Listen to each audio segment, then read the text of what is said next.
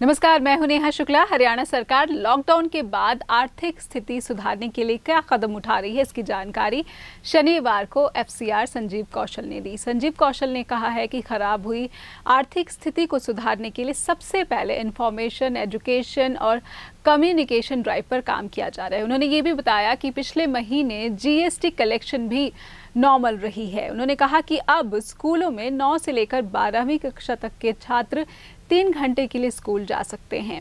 अर्थव्यवस्था को पटरी पर लाने के लिए सशर्त सभी दुकानें खोले जाने के आदेश भी दे दिए गए हैं। उन्होंने ये भी जानकारी दी कि हरियाणा में कोरोना फैटेलिटी रेट देश में सबसे कम 1.1 है, जिसका मतलब है कि प्रदेश में मौजूद स्वास्थ्य सुविधाएं कोरोना की चुनौती से बखूबी लड़ पा रहे हैं।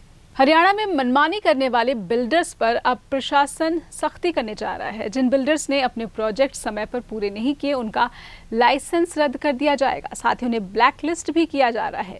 Haryana real estate regulatory authority ने गुरुग्राम में ऐसे 50 बिल्डर्स की सूची बनाई है, जिन्होंने आम लोगों को घर का सपना दिखाकर उनसे पैसे लेकर प्रोजेक्ट समय पर पूरे नहीं किए। ऐसे प्रोजेक्ट्स सालों से अधूरे पड़े हैं।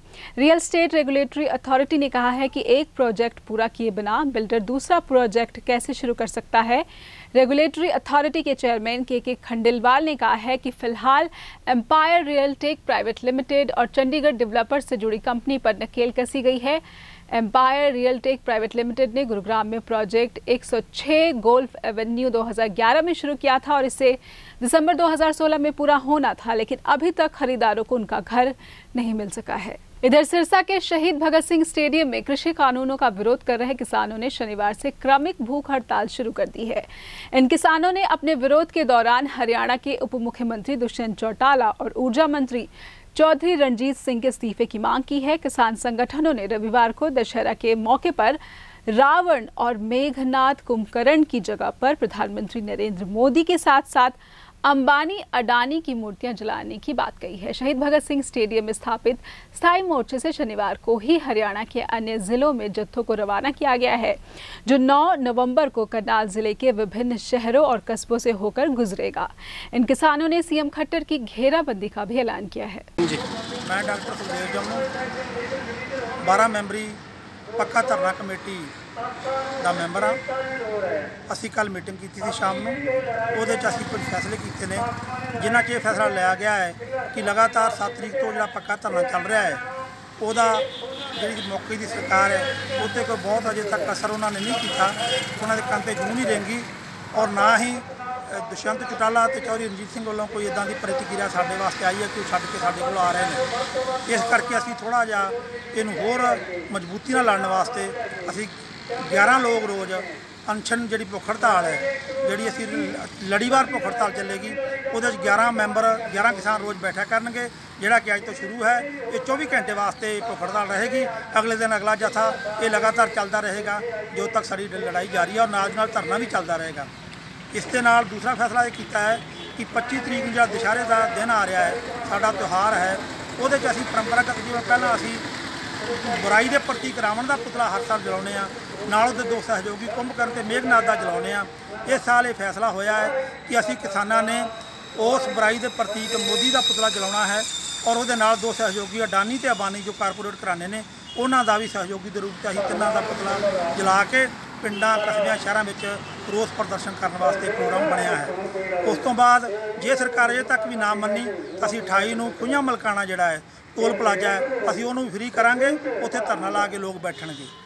ਉਸ ਤੋਂ ਬਾਅਦ ਲਗਾਤਾਰ 1 ਤੋਂ ਲੈ ਕੇ 9 ਤੱਕ 9 ਤਰੀਕ 9 ਨਵੰਬਰ ਤੱਕ ਲਗਾਤਾਰ ਜੱਥੇ ਚੱਲਣਗੇ। 9 ਨੂੰ ਅਸੀਂ ਸਾਰੇ ਇਕੱਠੇ ਹੋ ਕੇ ਜਾ ਕੇ ਕਰਨਾਲ ਦੇ ਵਿੱਚ ਮੁੱਖ ਮੰਤਰੀ ਖੱਟਰ ਦੇ ਘਰ ਨੂੰ ਵੀ ਜਾ ਕੇ ਸੂਚਨਾ ਦੇਵਾਂਗੇ, ਉੱਥੇ ਪਹੁੰਚਾਂਗੇ, ਉੱਥੇ ਇਕੱਠੇ ਹੋਵਾਂਗੇ। ਉਸ ਤੋਂ ਬਾਅਦ ਅਗਲੀ ਦਿੱਲੀ ਵਾਲੀ ਤਿਆਰੀ ਵੀ ਚੱਲ ਰਹੀ ਹੈ, ਜਿਹੜੀ 26-27 ਨੂੰ ਦਿੱਲੀ ਕਿਸਾਨ ਕੂਚ ਮਾਰਚ ਕਰ ਰਿਹਾ ਹੈ, ਉਹ ਵੀ ਹੋਏਗਾ। ਇਹ ਪ੍ਰੋਗਰਾਮ ਸਾਡੇ ਬਣੇ ਨੇ। इधर भारतीय किसान यूनियन ने हरियाणा अध्यक्ष गुरनाम सिंह चढ़ूनी ने मांग की है कि पंजाब की तर्ज पर देश के सभी राज्यों को केंद्र के किसान बिलों के खिलाफ बिल लाने चाहिए। उन्होंने पंजाब में लाए गए कृषि कानूनों की सराहना की और कहा है कि केंद्र की भाजपा सरकार पर दबाव बनाने के लिए जिन राज्यों में भी भाजपा की सरकार नहीं है, उन सरकारों को इसी तरह से कृषि कानून बनाना चाहिए। साथियों नमस्कार। साथियों, जो पंजाब के मुख्यमंत्री माननीय अमरिंदर सिंह ने किसान हित में 4 बिल पास किए हैं, 4 कानून पास किए हैं, उसके लिए हम माननीय अमरिंदर सिंह जी के अति आभारी हैं, अति धन्यवादी हैं। और इससे किसान को बड़ी राहत मिलेगी।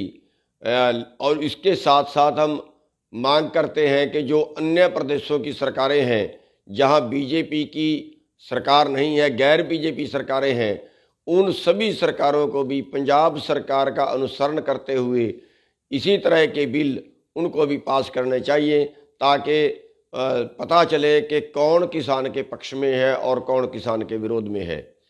तो अगर जो गैर बीजेपी सरकारें हैं, अगर वो भी पंजाब सरकार की तरह बिल पास करती हैं, तो हम सब किसान उनके आभारी होंगे और उनका स्वागत करेंगे।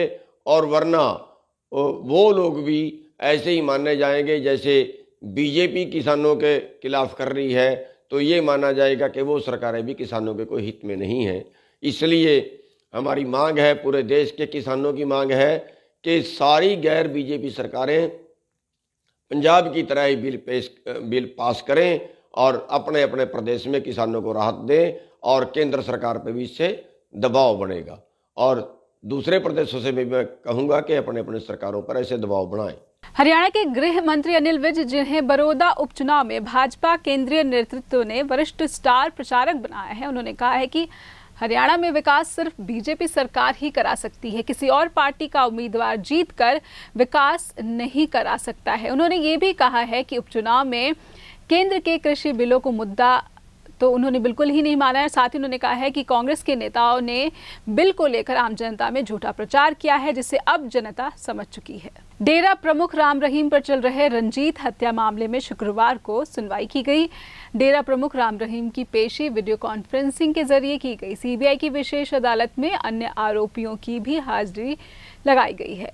शुक्रवार को कोर्ट में आरोपी इंद्रसेन के वकील ने कोर्ट को जानकारी दी कि आरोपी इंद्रसेन की बीते 8 अक्टूबर को मौत हो चुकी है। आरोपी इंद्रसेन उम्रदराज था और स्वास्थ्य ठीक न होने के चलते हाजिरी माफी पर था। अब इस मामले में राम रहीम, कृष्णलाल, सफदिल, अवतार, जसबीर बाकी बचे हैं। रंजीत हत्या मामले में फाइनल बहस सीबीआई कोर्ट में चल रही है, लेकिन कोरोना काल के चलते कोर्ट में सुनवाई नहीं हो पा रही थी।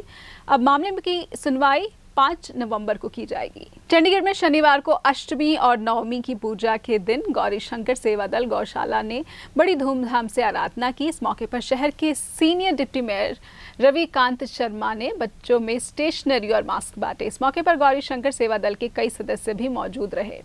कोरोना के बचाव के लिए यहाँ पर यज्ञ भी कराया गया। और इधर कुरुक्षेत्र में भी आज लोगों ने घरों में कन्या पूजन किया। मां शक्ति स्वरूपा के 9 दिनों तक के इस महापर्व नवरात्रि के 8वें और 9वें दिन मां जगदम्बा के 8वें और 9वें स्वरूप मां महागौरी और मां सिद्धिदात्री की पूजा की जाती है। कोरोना समय के बीच आए इस महापर्व से आमजनों में एक बार फिर से नया उत्साह दिखने लगा है। फिलहाल इतना ही। नमस्कार।